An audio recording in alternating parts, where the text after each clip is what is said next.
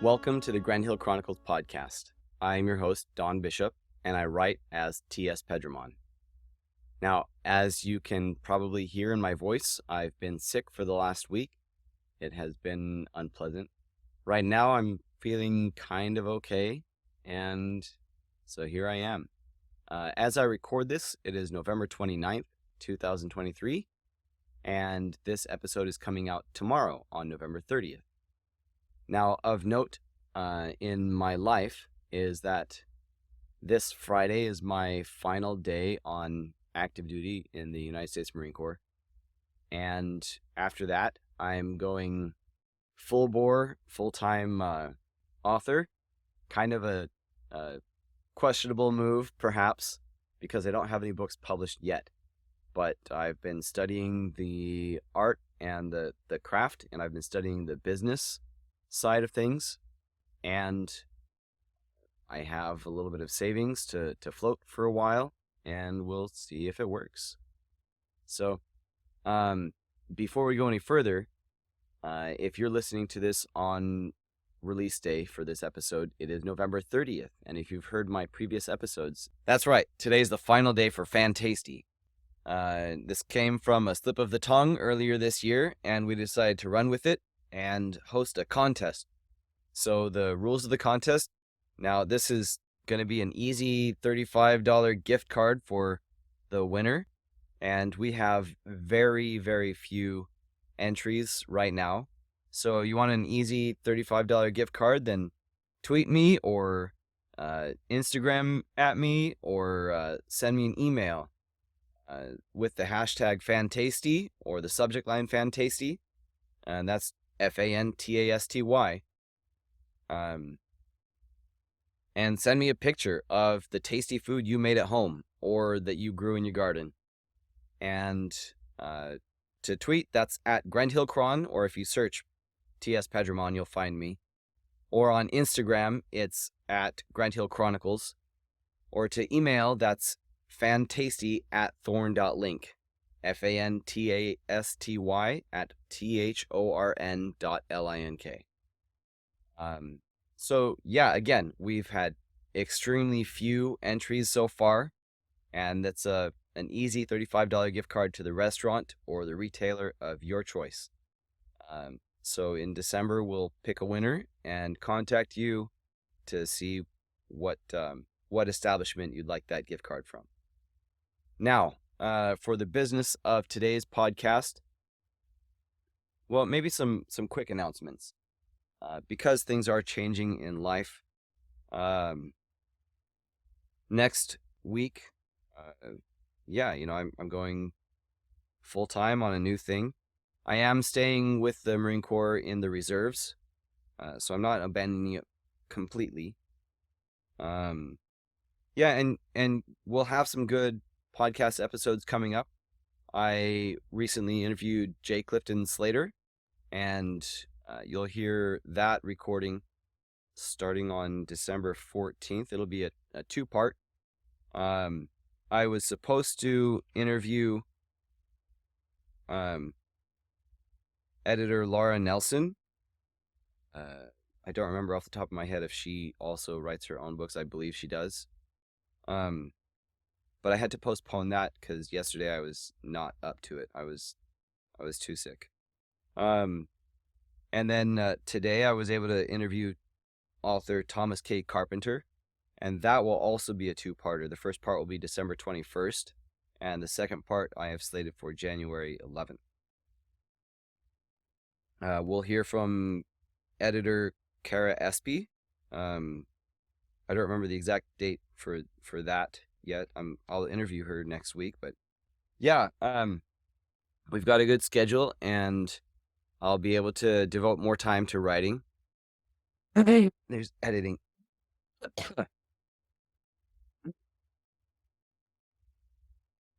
Now, as far as the business, the content of today's episode, I said last time that this episode and the next episode, next week's, would be story narration, and I'm sticking to that. So today I'm presenting story narration from Forerunner, Nightshade Unicorn, Book 1. And this is Chapter 2. It might not wind up as Chapter 2 in the final version, but that's what I'm calling it right now. And I'm going to walk back on one thing that I said, because I was allured by the idea of the AI voices, and I still probably will lean on them. But today I'm actually going to read to you. I'm going to lean on the AI feature that's not generative, but in Descript, I can click a button and make it be, what's it called? Studio sound.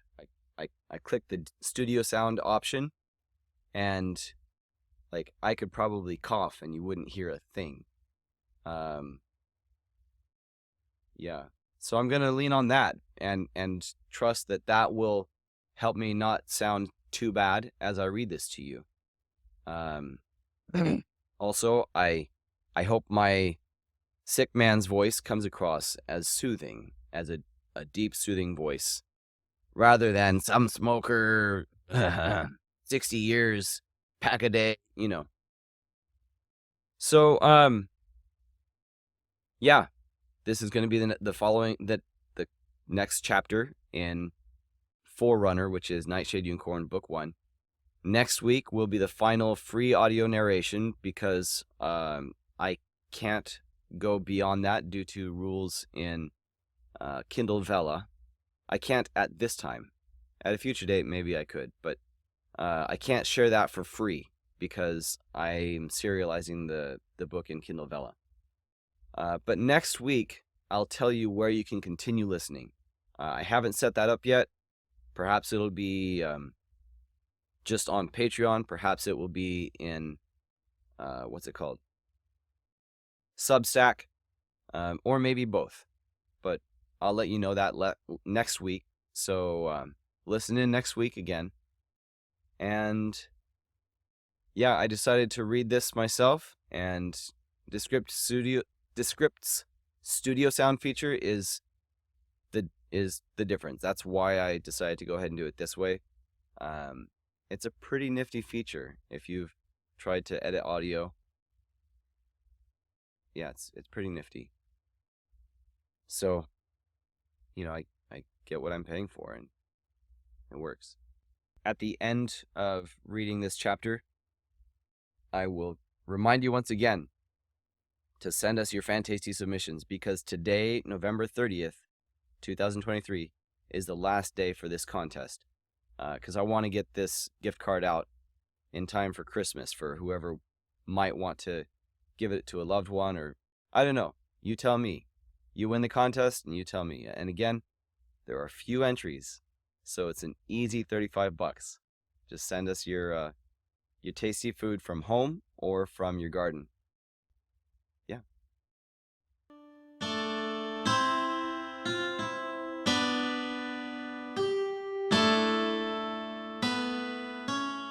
The Cleft. Allabva and Melior. Allabva Rolk walked near her home in the Valley of the Five Moons in the afternoon.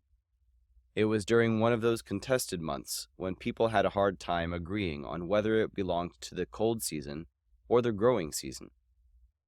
The truth was that the Valley of the Five Moons was solidly in the throes of springtime, when the Nomord migrated down from the Grand Mount through Pine Canyon and into the valley. Allabva, where are we going?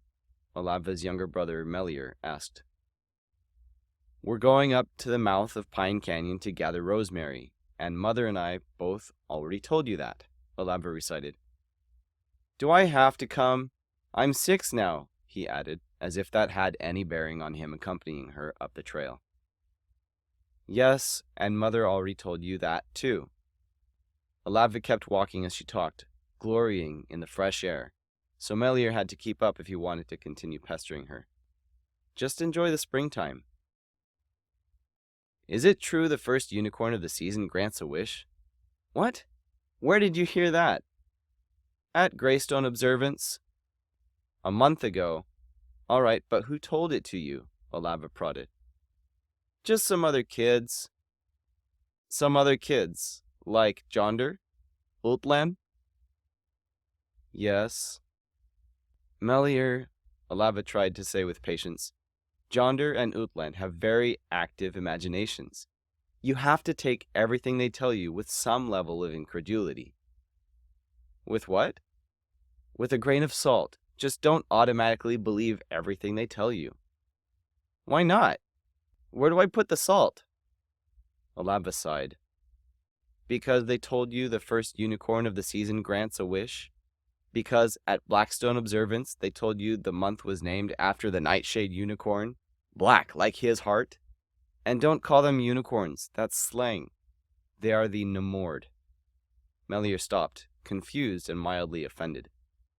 What's wrong with that? The Nightshade Unicorn sounds awesome! Allabva paused, shook her head, then nodded again in their direction of travel. Come on, she resumed walking up the trail. 1. You have to come with me because we need to gather rosemary. We need rosemary to grind it up and scatter on the fields and orchards as soon as the shoots appear, in order to keep the bugs off. You come with me so we can bring back more than I can carry alone. I have my bags, you have yours.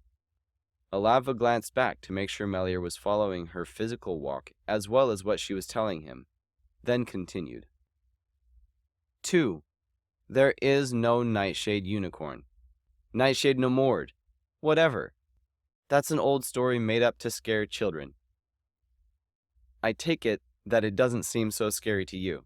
I'm glad. I don't think we should try to scare kids. But that doesn't make it real. You've seen Nomord before, right? What are they like? White. And they run and jump a lot. That's right. And they have horns. One horn.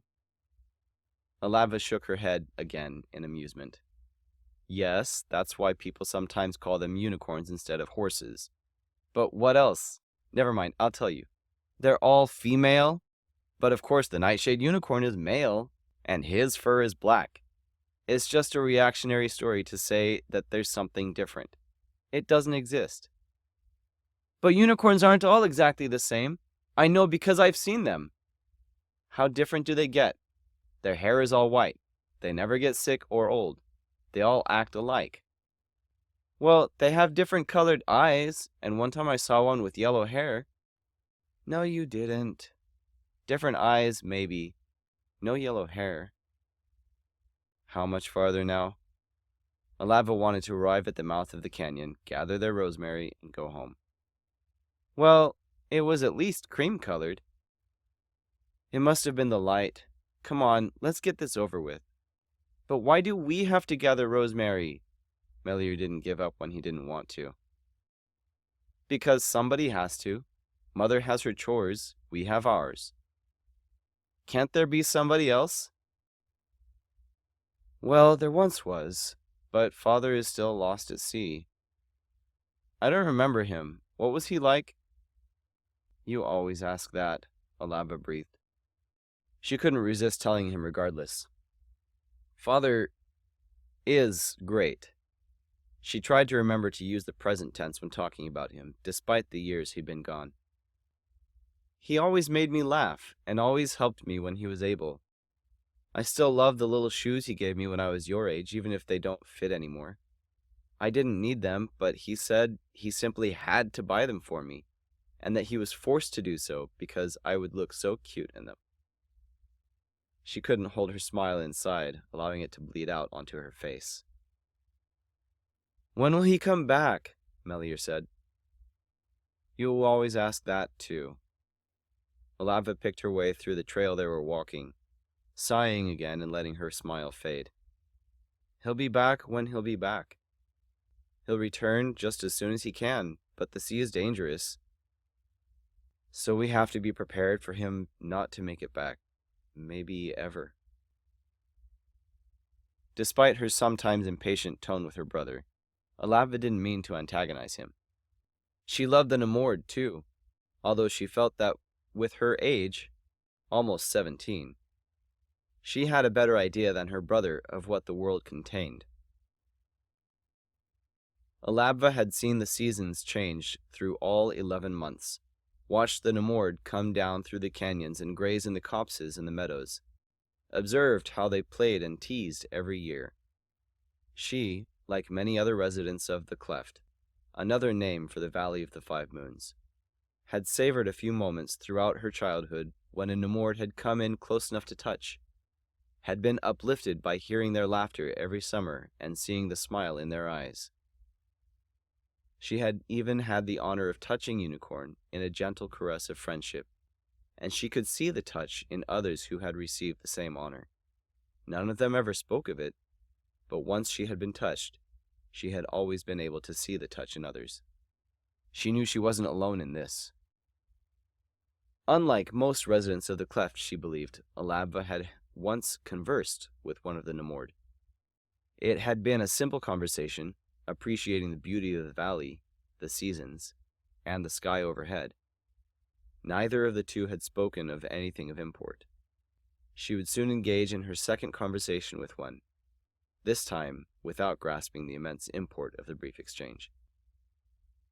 Allabva and Melior arrived at the mouth of Pine Canyon and began to collect rosemary, cutting it with the knife she brought and loading it in their bags. Allabva, look, a unicorn! You mean Nomord. Okay. Allabva looked, genuinely interested in seeing one of the creatures. It stood some 70 paces away, looking directly at them. She sees us, Melior said happily. Of course she sees us. We're not hiding. But she's looking at us. True, my little man, true. Allabva smiled at him, then looked back at the Nomord, intrigued. It wasn't looking at them. It was staring at them. Allabva couldn't help but stare back. The Nomord tossed her head, shaking her mane. Allabva. The Nomord stated the name simply and gently, the sound traveling up the trail clearly despite the distance. She trotted forward, hooves hitting softly in the dirt of the trail. She came within 5 paces of brother and sister, and it became clear that she was staring at Allabva, not at both of them. You are nearly ready. Or perhaps you are now ready. Allabva was taken aback. What an odd thing for a flighty creature to say. Ready? For what? Yeah, for what? Melior copied. Allabva looked down at the rosemary she had gathered. She wasn't almost done with this task. The Nomord blinked, then sniffed through her large nostrils. Melior stepped toward the Nomord, who spared him a glance before disregarding his presence. Allabva brought a hand up to greet the Nomord. The Nomord brought her face closer to Allabva and nuzzled her hand, and Allabva then ran her hand up the Nomord's face. Melior reached up and touched the Nomord's shoulder. She again glanced at him, then turned her attention back to Allabva. Well, today is Greenstone Observance, Allabva trailed off, swallowing. It is my year. Do you mean? She reached up again with her hand to touch the Nomord's nose, then moved up to between her eyes. The Nomord took half a step back and lowered her head to bring the point of her horn down toward Allabva, who reached up and touched the tip of the horn with her fingers. The Nomord then drew away slightly and brought her horn down to touch Allabva's forehead. Allabva's eyes widened as the Nomord lifted her head and looked at Allabva through one eye. What is this, an interview? Allabva asked. It feels as though you just saw through every part of me, cold and warm at the same time. The Nomord tossed her head again and pranced, bouncing into the air as she danced from side to side. She whinnied and laughed, displaying the energy and playfulness the Nomord usually showed. Allabva laughed, along with her brother Melior. You're a really unpredictable Nomo, she said, using the diminutive term used for affection or derision. Allabva shook her head in wonderment at the animal's behavior. The Nomord stopped dancing for a moment. I am Hronomon. I will come back, Prepare yourself." Then Hronomon reached down to the bundle in Allabva's other hand, took a large bite of rosemary, and turned away, bucking and dancing, then Prance trotted off, shaking her head as she went. Allabva noticed something more about the Nomord. "That was no Nomo, she said, wide-eyed. Melior agreed. "I know, it was weird how it came right up to you and looked at you so carefully. That didn't seem like a silly joke. It seemed to be serious." "Yes, but that's actually not what I meant," Allabva said. "That wasn't a she. Every Nomo I've ever seen was female." "Do you mean it was a boy unicorn?" "Yeah. No, it was a male Nomord." "Can there be male Nomord?" "And he told me his name. Have you ever heard a Nomo's name?" "Like a boy horse?" "No, like a boy Nomord." Allabva rolled her eyes, then looked down at the slightly reduced bundle of rosemary in her arm.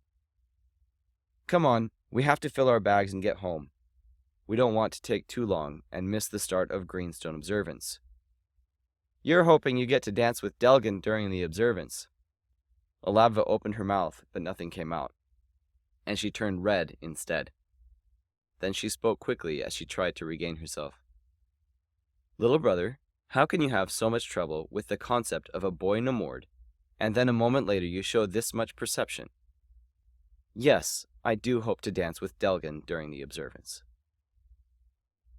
Allabva and Melior joked as they worked together to cut sprigs of rosemary and fill their bags. It may have been because of the singularity of their meeting with the odd Nomord, but on this occasion they seemed to finish the task in record time. Mother Rolk. Back home, Allabva and Melior brought their bags of rosemary to their mother. Allabva opened the front door as its hinges gave their usual loud creak. "You're back a little early. Did you find it closer to home than usual?" Allabva set her bag down on the wooden table in their modest kitchen. "No, but we had an interesting experience that I think lifted our spirits a little, and that helped us finish faster."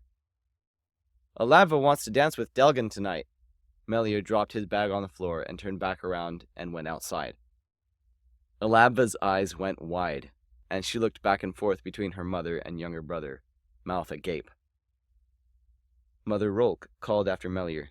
"Get back here, young man. You need to wash up properly." He came back inside to argue. "I don't want to wash up. I'm fine. We didn't get dirty at all out on the trail." "Maybe not, but I can see on your face that you did a bit of sweating. I'll draw you a bath and you can bathe before you get dressed." Melior's eyebrows rose, seeing that his attempt to argue had backfired and made the situation even worse. "No, it will be too cold." "I'm sure you'll survive somehow. Now, come have a little bite to eat while I go prepare the bath." Melior didn't have to be told twice to eat.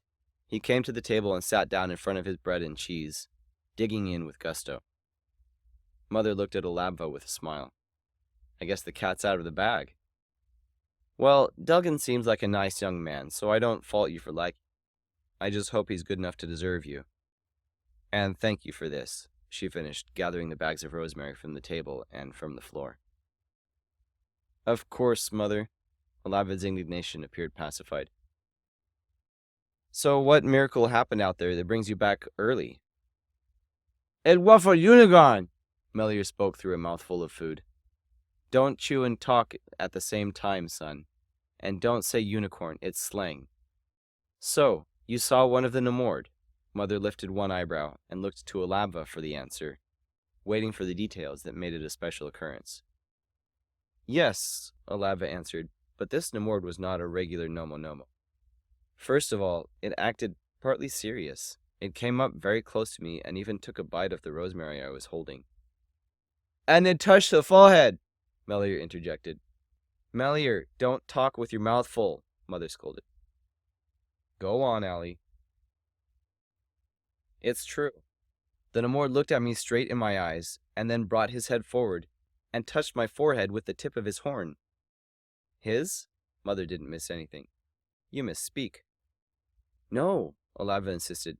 "It was a male. A male Nomord, not a mare like all the rest. Maybe it's the Nightshade Unicorn. Melior, what did Mother tell you? Oh. No, it's not the Nightshade Unicorn, Allabva continued lecturing her brother. The Nightshade Unicorn is a fable. Stop listening to Jonder and Outland. They make stuff up and repeat old nonsense. It's all right for you to play with them, Mother stepped into her role before Allabva could usurp too much. But you need to learn to separate truth from fiction. Your sister's right, though. Melior swallowed his mouthful. But it was a boy unicorn. All the rest are girls. Nomord, Mother and Allabva corrected him in unison. Mother got up to leave the room. You two can figure it out. I'm getting that bath ready. Allabva, don't let him escape. Allabva paused. It was the only male Nomord she had ever seen. Maybe there could be some truth to the fiction. But his coat was white, definitely not black, she tried to reason with Melior and herself. White, just like all the Nomo we've ever seen or heard of. It's just weird that he was a he. No, Melior contradicted again. It was weird that he touched you with his horn, too. That is true also. She folded her arms in thought. Fine, but there's still no Nightshade Unicorn. Just a male Nomord that acted strangely, but wasn't spooky at all. I'm going to wash up. Don't go anywhere. She closed the door to cut off his exit, the creaky door acting as the alarm if he tried.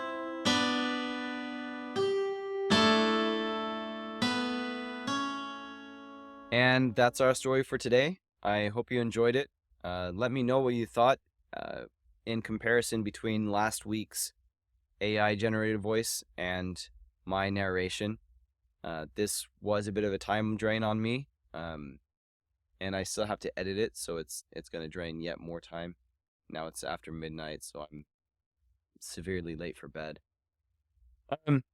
But I mean, if it's really appreciated, I will make the effort to read more in the future. I mean, I'll have to listen to it myself and see if I think it's good enough quality, and see if the editing is simple enough with the aid of Descript, which does help a lot.